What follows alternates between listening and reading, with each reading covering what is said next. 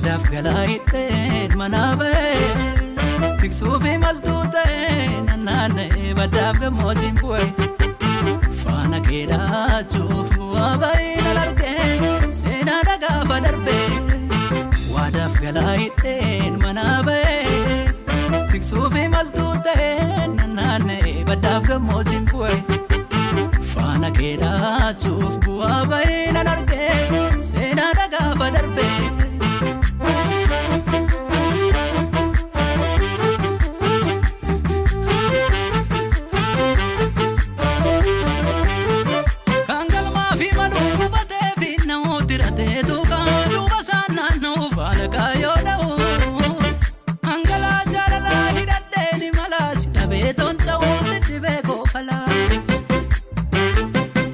Atanaiftu kodungo abdi egeren jabako walantu dawa ogeti honne kesa ko sippe ka ormo gurranu gala ansi dabe jirachu hofselante gara Atanaiftu kodungo abdi egeren jabako walantu dawa ogeti honne kesa ko sippe ka ormo gurranu gala ansi dabe jirachu hofselante gara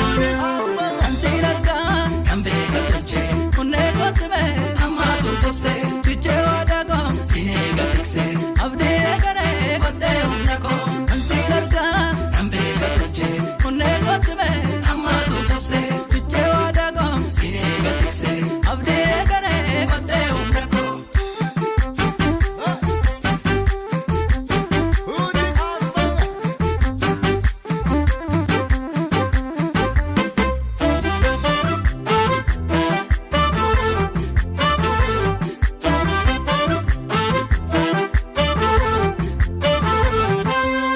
Wadaf galaayitteen manaabe tiksuufi maltuuteen nanaane baddaaf gammoojjiin bu'e faana keedhaachuuf bu'aa baay'ina largee seenaa dhagaafa darbee Wadaf galaayitteen manaabe tiksuufi maltuuteen nanaane baddaaf gammoojjiin bu'e faana keedhaachuuf bu'aa baay'ina largee seenaa dhagaafa darbee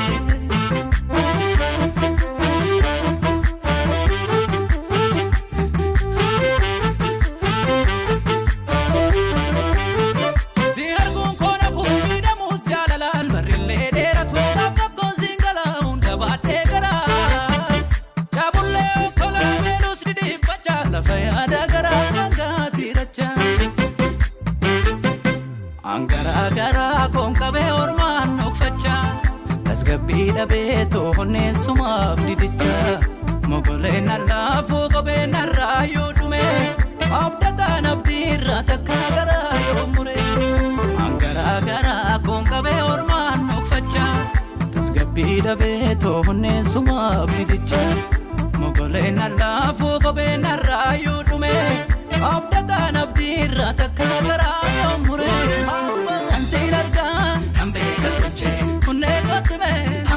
Sopse, tuche wadagom, sinega tikse.